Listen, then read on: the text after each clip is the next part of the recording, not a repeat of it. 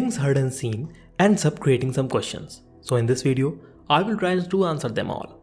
So without wasting any more time, let's jump right into the video. And before we begin, hit the subscribe button and press the bell icon to never miss a video from us.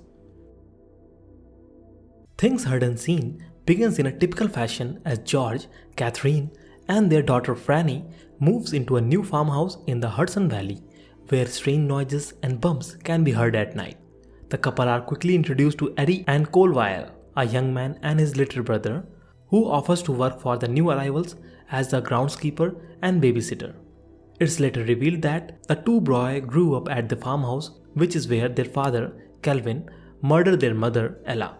Not long after, Catherine, who was previously been suffering from an eating disorder, started to notice strange items around the house, including an old record book that features the word damned scrawled into it, as well as a mysterious ring she finds on the kitchen counter.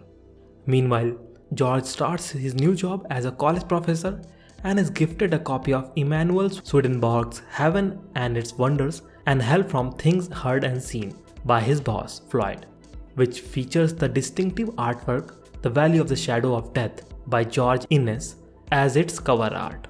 Later at the library, George meets Phyllis, a young local girl who he quickly became attracted to, and eventually he finds out where she lives before the pair end up sleeping together. George's interesting relationship with women continues when he meets Justine, a college colleague who plays a pivotal role as the film progresses, as she and George become hostile to one another. Another key figure in the film is Floyd, George's superior at the college, who is a fan of sailing and knows about all things ghostly and spiritual, and during a dinner party at Claire's, he reveals to Catherine that they are not alone in the house, something she suspected from the moment they moved in, and that they should hold a seance to contact the spirit living there. The spirit is revealed to be Ella Weil, mother of Eddie and Cole, who means no harm to Catherine and her family, but during the seance, she warns as evil comes to light, beware, as there's another evil spirit that plagues the house, her murderous husband, Kelvin, who is drawn to George. Shortly after, we see George out on a field trip where he bumps into his old colleague Professor, who seems surprised to see George working as a teacher himself, something which Justine becomes suspicious of, and in the next scene, it is revealed that George forged his letter of recommendation to work at the college. George set up the meeting with Floyd to discuss the matter, but during their conversation while out sailing, George kills Floyd and returns to land soaking wet. He is found by Justine, who attempts to flee, but George rams her car off the road, leaving her in coma. Following Floyd's death and Justine's accident, Catherine realizes that her husband is behind it and plans to escape with her daughter Franny. However, when George returns home, he quickly figures out Catherine's plan. Throughout the film, Catherine is shown drinking protein shakes to help cope with her past eating disorder, and George spikes one of them in order to stop her from escaping.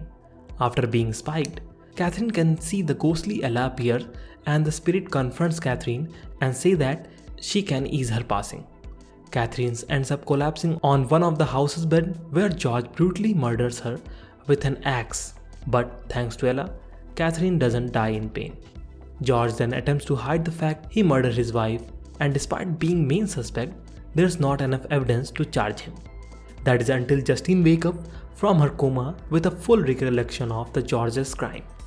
Knowing the game is up, George attempts to flee in a boat, but while he is out on the river, his fate finally catches up with him as he is effectively transported to hell, as the scene around him transforms to look like the cover art from Emanuel Swedenborg's Heaven and Hell. The films end up showing us a photo of the two original inhabitants of the farmhouse, and the woman is seen wearing the ring that Catherine found. It seems as if the ring is passed down to women who live in the house to protect them from murderous men they live with, helping their spirits move on peacefully as Ella did with Catherine.